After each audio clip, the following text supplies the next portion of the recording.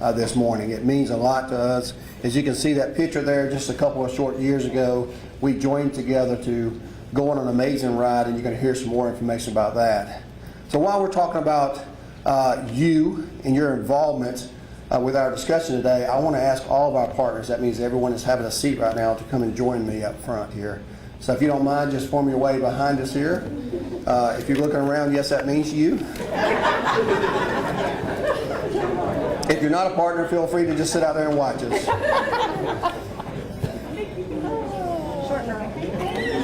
What do you want to get here? No, ma'am, you need to be right there.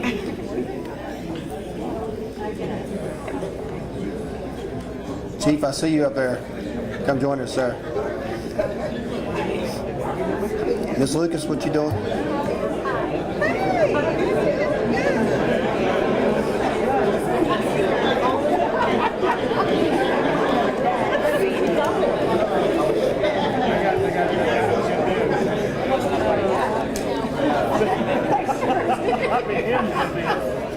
All right. We got everybody up here now? So again, thank you to everyone that's able to join us here today, and thank you for those in our community working to help our families safer. Once again, it's a great day to be in Macon-Bibb County, where you can stand shoulder to shoulder, literally, in City Hall, with people joining together for the common cause. That common cause is improving public safety, which is what thousands of people told not only me, but several elected officials you see up here today was important to them throughout the entire campaign, and also what we continue to hear each and every day throughout our community. With that priority in mind, we went to find people out there with specific needs in their neighborhoods and resources, and to meet those needs. And thousands more people came forward with valuable information. With that feedback, we developed what we refer to as a Macon Violence Prevention strategic plan. And that strategic plan is very fluid, and you can see that online at maconviolenceprevention.org and get a copy of that. And hold us accountable for that, because that's what we want you to do. We want you to be involved, and we want you to hold us accountable for what we say we're going to do. This is not a top-down approach, as I say on many occasions. I just have the privilege of speaking to you out here in front of the mic, where the government's dictating what's going to happen. As a matter of fact, the strategies and programs, areas of needs were identified by people living in neighborhoods all over our county in every district. And by people that are not here today but are at home watching this. This is your plan, and we get to stand before it to make sure we carry out that plan. This isn't about what one group can do or has done. It's not about what one person says is needed. It's about all of us working together. You and your entire family stepped forward when called to help, to take charge. And our commission met them with more than just $2 million in grants to make their work possible, or to expand on the programs already working. You're going to hear from the Community Foundation in just a moment, but let me be clear. The $2 million that we invested as the mayor and commission was general funds and not part of any grant money, any rescue money, any state money. We wanted to make sure that we made a statement first out of our budget. And the $2 million for the Community Foundation, these grants that you've been hearing about, and so many of our partners are here today, standing up here in unity together, those funds were used directly out of our general fund. So their many years of supporting our guiding our organizations has been invaluable. Their led and their leader is here today, and I'm happy to see her today. I'd like at this time to invite my good friend Catherine Dennis, who's the president and CEO, forward to say a few words about why we're here today and about our program, the Macon Violence Prevention Program. Thank you, Mayor Miller. On behalf of the board and staff of the Community Foundation, I'd really like to thank the mayor and the commissioners for entrusting the Community Foundation with this money, but more importantly for making an enormous, unprecedented investment in violence prevention. There's nothing like it in the United States. And it's already seeing results now, but the real dividends are going to come in the years to come. The Community Foundation's mission is to enhance the quality of life for the people of Central Georgia, and I can think of no better way to enhance people's lives than to bring them safety. Thank you. and give them comfort for their families and for their neighbors. Our foundation is our vision is a region where philanthropy thrives, communities are strong, and citizens work together towards a common goal. And as expected, through these MVP grants and the entire MV County program, we've seen more collaborations form than ever before, and we've seen the entire community come together. And that is the difference maker. If we all go and we all move towards the same goal at the same time, we can get a lot further. This grant, as I've said, represents an unprecedented investment in addressing the root causes of crime. Each grantee submitted a proposal and an application that fell into that strategic plan that the mayor talked about. But more importantly, that plan came from the citizens. It wasn't a top-down government saying, here's what we need to do. The citizens told the county what we needed to do. And in turn, that's what these grantees are doing. So many of them are grassroots level and they are on the front lines every day and know what's needed in our community. But remember, there is no quick fix for violent crime. But instead, this overarching MVP program is committed to this multifaceted collaborative approach. And it is pairing that financial investment with these programs that have proved to work, and it also has encouraged innovation and the community involvement. In the first round, in 2022, we awarded 25 grants totaling $825,000. What I was excited about, of those 25 grantees, 9 were organizations that the Community Foundation had never even had apply for a grant. So we are reaching out and making new friends and finding those people who can do the work. In round 2, we did 31 grants totaling $860,500, and 6 of those grantees were brand new to the Community Foundation. And a lot of those grantees were new the last time. So they were proving in the first round that they were providing results and then kept doing it. But as you all know, it's really not about the money. Money always helps. But it's really about the people standing behind me, standing out there, and those in our community who are working directly together to stop this violent crime and help our youth. Let's give our youth what they need to succeed.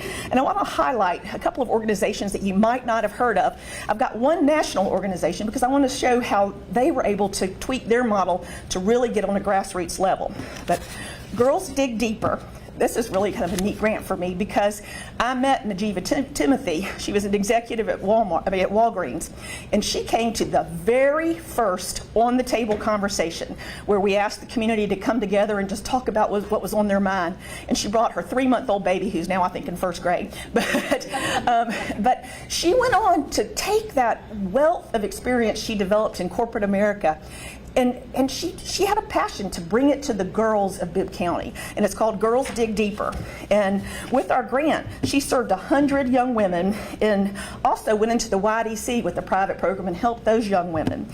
She partnered with Bank of America to host a public money management seminar for the parents and for the teens. And she worked with mental health professionals and taught them these grounding techniques and mental processing to help these teenagers that they're dealing with. And this is really, in the success of her program, the more people hear about it, it builds on success, and she's been able to expand her program. Campus Clubs is doing some interesting work with high schoolers. They have a wonderful tutoring program after school for kids, and it's very successful, but they were having trouble getting the high schoolers to stay. And so now they figured out they're pairing schoolwork with real work, and they've been able to help them tutor and then also give them internships and real job skills. So that's making a difference. And the final one I want to talk about is the Boy Scouts of America, the Boy Scouts of Central Georgia. And we've all heard of the Boy Scouts. You know, my son's an Eagle Scout. I think we all have some connection. But what they decided to do was move into Houston County, the Houston County area, and they used their grant to do that. And I'm just so impressed with all that they've done. They've really focused on skill development and community service. They added one new boy troop, and guess what? A new girl troop. There now you can be a girl Boy Scout. But it's a wonderful program. They've done a community garden. They partnered with AARP for financial literacy, and then they partnered with the fire department for Pinewood Derby. But while the kids were there doing Pinewood Derby, they also taught them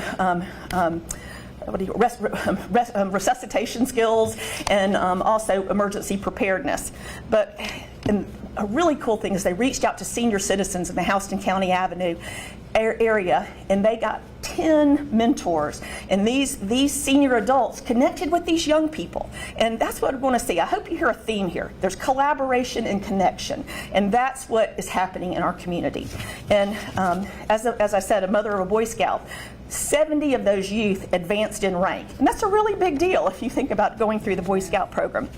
So things are working, things are changing, and it just takes all of us. Don't ever forget that, and you're part of it. Don't be on the outside Monday morning quarterbacking. Get in there and play with us. But it's my pleasure to introduce someone who's become a very good friend. Jerry McGrissom is the Macon Violence Prevention Coordinator for the county, and he has a passion and a heart for the people of our county, for those youth, and for the people doing the work. So I'm pleased to introduce Jerry McGrissom.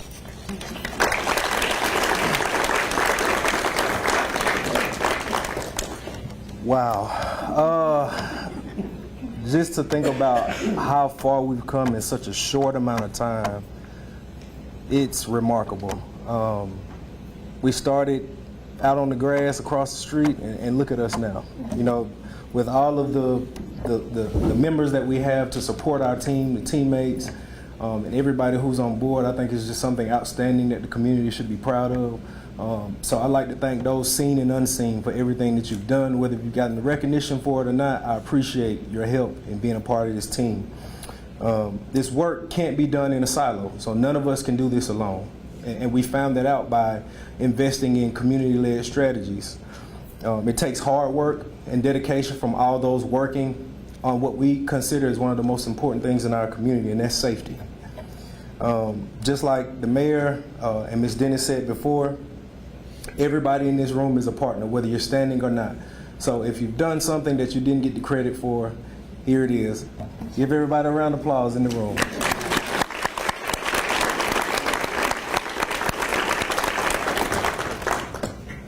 So I believe that community-led strategies are our best asset. Who knows better than what's needed in the community than those who live in the community? They know what their neighbors need, they know what they see, and they know what they experience. Understanding communities as well as their direct needs is a vital part in prevention. So I'd like to take this time out to kind of talk about a couple of organizations that don't get as much notoriety as some of the bigger organizations, but they're still doing all the work that we said needed to be done in our community. So I'd like to start with Men About Change. They offer education enrichment, and when they saw a need for after-school programming, they acted.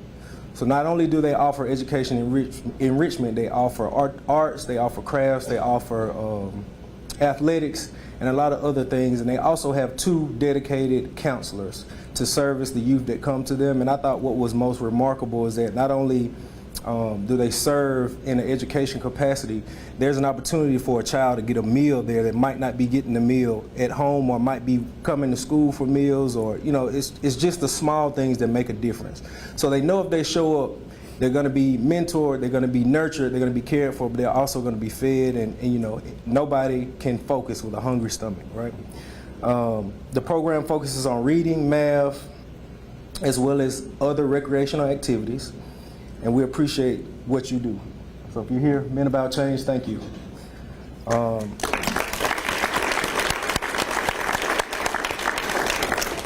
Diamonds on Our Mind is another organization who started the Change Initiative, which stands for Creating Hope and Nurturing Community Engagement. The organization sought a holistic approach to service youth in the community to develop their skills through education, critical thinking, self-awareness, and civic duty. They successfully set up a computer lab and a learning laboratory with 3 learning stations where participants can search for employment, study for ACT and SAT, do research papers, and also work on STEM activities.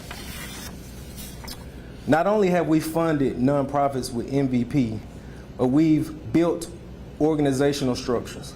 So in this, not only are we giving funding to nonprofits or grassroots organizations who've never received funding, we are building organizations that are going to assist us in the future in continuing our goals. So this is not just a one-off.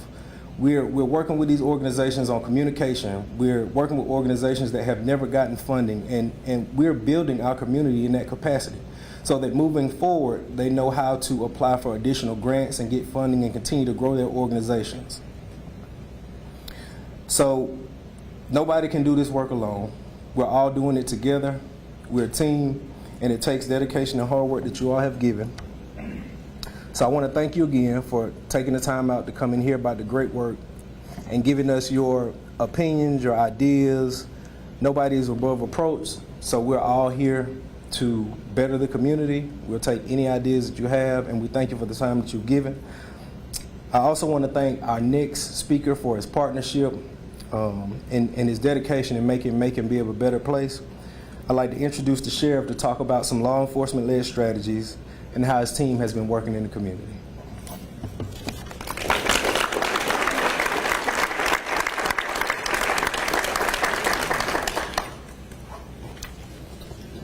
Thank you, Jeremy. Thank you, Mayor Miller. And thank you all for all that you do. This is a community effort, and the Sheriff's Office is just part of it, but this is all a community effort. And certainly the Sheriff's Office and our Sheriff's deputies, and I see Chief Edwards over there with the fire service, we can't be everywhere all the time.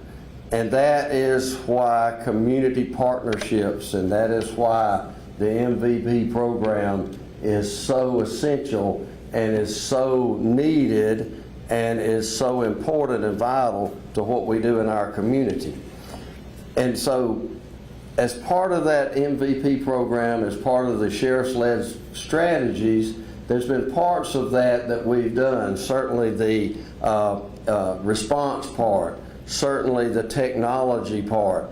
The commissioners have come forward to help us with funding for the ShotSpotter program. Even the state of Georgia has gotten involved in funding us with our flock camera program. So all across Georgia, they know that we have a good thing going on here and that we are trying to do everything that we can to make our community better and safer. So with the ShotSpotter program, the flock camera program, the other camera systems that we have, and in addition to that, you can have all of the cameras and all of these things out in the field, but the commissioners have also helped us and helped us fund the intel analysts and the cyber analysts to look at all of this data and to be able to figure out where the bad things are happening and better identify those who want to cause mayhem in our community. So all of these pieces and parts have come together, and I certainly appreciate the Mayor Miller and the commissioners for having the commitment to follow through with the funding for that, as well as state funding for those technological advancements. But also, without that, you have to have the people.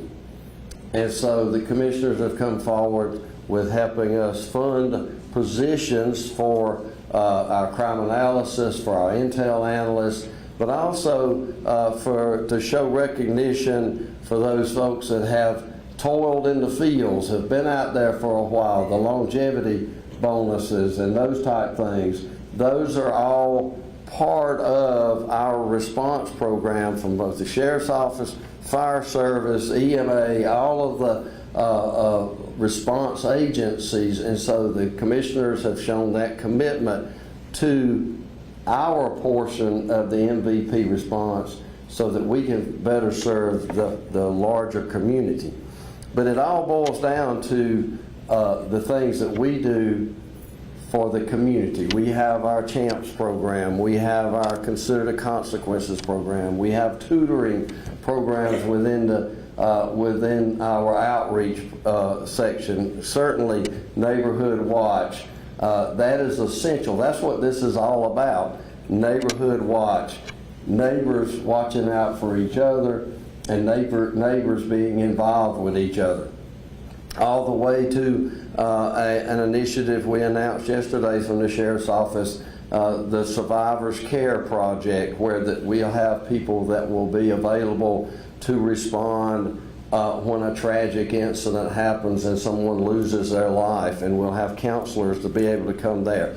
That is all part and parcel of the things that we're doing in the MVP program to help make this community safer and help better respond when there is tragedy in our community. So each and every one of us and each and every one of you assemble, and I know everybody's getting tired of standing up here, we have all these seats out, but everybody assemble here, and every person in this community that has done something and has reached out and has had that courage to confront and also has that courage to call and that courage to be committed in our community is a part of the MVP program. And we certainly, none of us standing here assembled can do this by ourselves. It's a collective, it is a group effort, it is a community effort. So I stand at the forefront and stand here with all of these fine community leaders to say thanks to our community, thanks to everyone assembled, and thanks to all the folks out there that put their life on the line each and every day and answer those calls and do what is needed in this community to make it safer. So God bless each and every one of you, and we're on a good start. We've done some great things, and we got some great things to go. So thank you very much.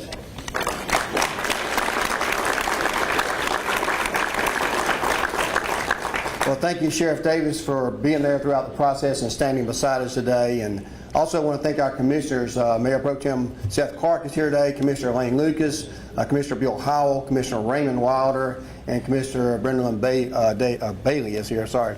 Want to make sure I didn't miss any other commissioners that are here today. Thank you for being here today as well. And I'll be remiss if I didn't thank a couple of our other partners. We mentioned all of our public safety and our EMA. I see our Director of Code Enforcement, J.T. Rickson, here today, and his staff. We thank you for being there today. But also see my DA beside me right here, Miss Anita Howard, and our U.S. Attorney, Peter Leary, here today, and our Public Defender, Rick Waller, here today. We have to include everybody, from judges to lawyers to prosecutors to defense lawyers. It takes us all, right? We hear commonly it takes a village to raise everyone. It takes this whole community here to make a difference in our community. And you can't just throw money at a problem. Far too often, people think you can solve the problem with just throwing money without a plan. This, ladies and gentlemen, is a plan. We're in the middle of our second year of these grants that we talked about. We're already seeing some good results. If you heard from Catherine and you heard from Jeremy, they're much earlier than expected. You may have heard me say this before, is when the first time we mention this program, it's not very often that you see a politician try to get involved in something that you're not going to see the results or get the credit for at the end. We anticipate this being a 10-year process to change the hearts and the minds of our young people to prevent them from picking up guns and doing those types of things. But in just 2 short years, we've seen some great improvement. We're never going to be where we want to be, right? But we've seen some great improvement, and those things that don't work, we redirect, we pull ourselves together, and we move forward. And I want to tell you about some of those numbers in just a moment, that the story, I don't believe, is getting told, not just across our community, but it's getting told elsewhere. And if we don't tell people the facts, they're going to make up their own. So I'm going to give you some facts today that you can fact check, which is why I invited all of you here today to thank you for your work, for bringing all those results, making our community safer. Because there are only a few of us who were able to be there and to accept certain things in recognition all times. I'm proud of each and every one of you. For too many years, we did the work. Some got funding. Some of you did it for free. Yet you saw the impact we could have, but you just kept doing that, and that's important. People locally saw it before, and we're appreciative. But by coming together as MVP, the entire state is taking notice of that. I want to make it clear that this entire room, to the people watching and those who are at home, we stand at a crossroads in our community, in the future of our community, not just in public safety, but in tourism, in economic development, recreation, and strengthening neighborhoods, and much more. All of this intertwined, and we're making significant strides. We must continue to support programs that work and that include MVP. Let me give you a few of these statistics. I'm going to make sure I don't get ahead of myself because at some point in time I'm going to give you a little news that we learned recently. But think about this. From 2022, 2023, I'm proud to say that in Macon-Bibb County, we have had nearly 43% reduction in homicides, going from 70 to 40. You can clap on that.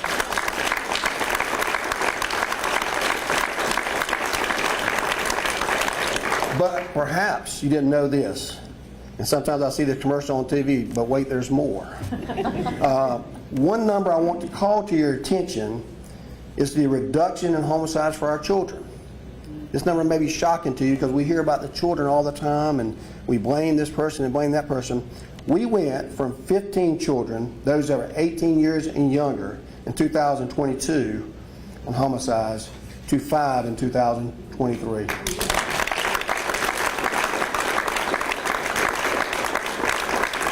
That is a 66.7% reduction in just 1 year. 1 year. No one can say that. No one.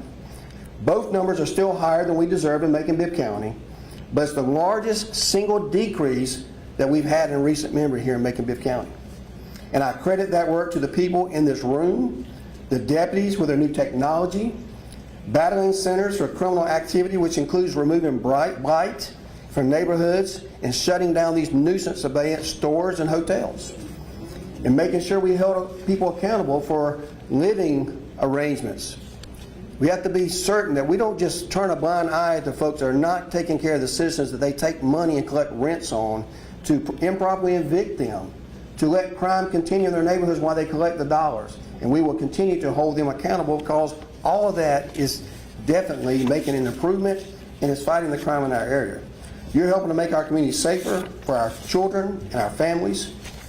Now, I know some of those folks at home are probably right now, like they generally do, saying things like, yeah, but it's all across the United States. Other cities saw declines, so it's just decline in Macon. I hope none of you believe that mess, right? Just because it decreased in another town doesn't mean it's going to decrease in Macon automatically. If that's the case, why do we do anything at all? Why do we even have a sheriff? If the national trend is going to determine what happens in Macon, why do we even do anything? That's simply not true. But just in case you were wondering, we've heard some actual numbers from other places that sometimes Macon may be compared to, how well they've done. And I saw article after article, and I talked to my friend Andre Dickens in Atlanta this weekend. He was up there beating his chest, and he was proud, and he should be, for the work that he's doing in Atlanta about how much they decreased their homicides and their violent crime. Well, Atlanta decreased by 21%, right? Last time my Southwest education I went to back in 1987 says 43% is higher than 21%, right? Savannah decreased by 13%. Columbus decreased by 12%. Mobile, Alabama decreased by 21%. Jackson, Mississippi decreased by 14%. And Birmingham, Alabama decreased by 7%. Did I tell you that Macon-Bibb County decreased by 43%?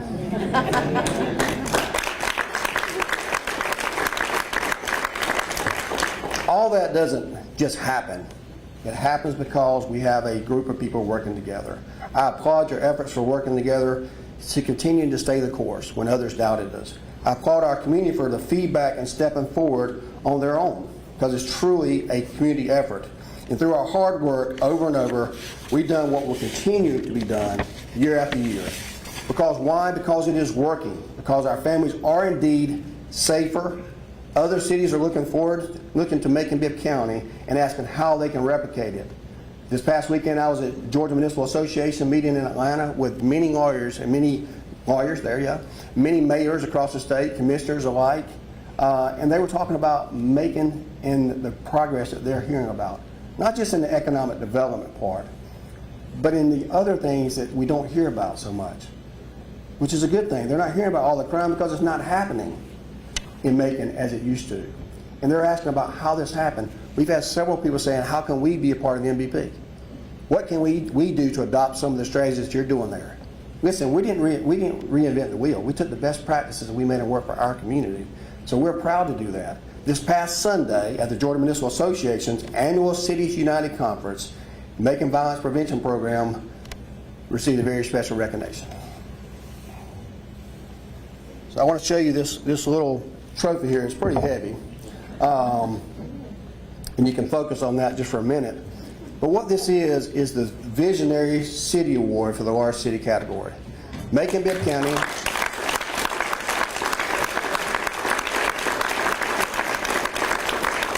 Macon-Bibb County was asked to attend, and several of our group was able to go to Atlanta to receive this award. And while we were receiving this award, although we appreciate the recognition there, it was for everybody back home. And that's why we wanted to have this press conference today.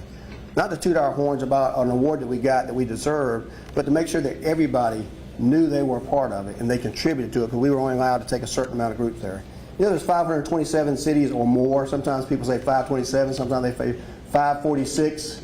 But Macon got the Visionary Award. And this is the second award, by the way, we've gotten in the last 2 years. We got the Visionary Award for the state of Georgia a couple of years ago for our Brookdale Resource Center. Something we don't take very lightly. So we want the people in Macon to realize how great of a job we're doing, not just the folks that live outside Macon that know the wonderful things we got going on.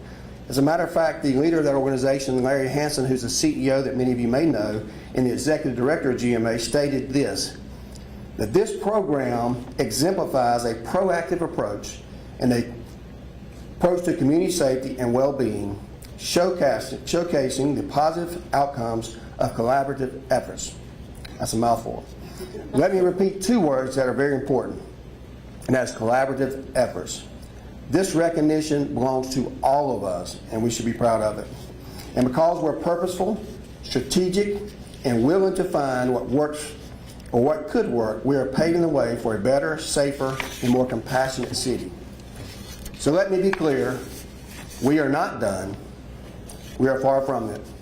While there was a 43% drop overall and 67% drop for children, we must keep working to make that number go lower.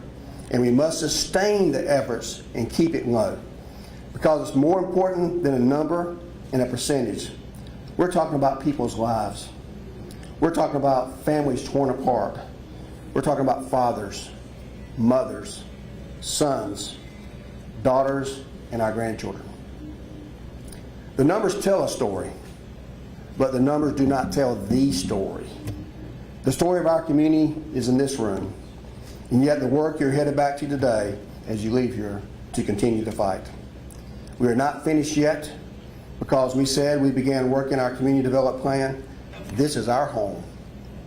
We love Macon and it's worth fighting for. So thank all of you for being here today. Let's celebrate this victory today with our MVP, and let's continue to walk together in this one honor.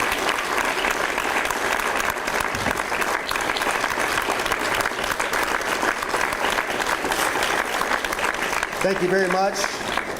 Thank you for being here today. May God continue to bless the city of Macon, the county of Macon-Bibb, and each and every one of you throughout the daily lives. And if our office, through the mayor's office or commissioner's office, can be of any assistance to you, please do not hesitate to contact us. So thank you for being here today. This concludes our press conference, and we wish you all Godspeed.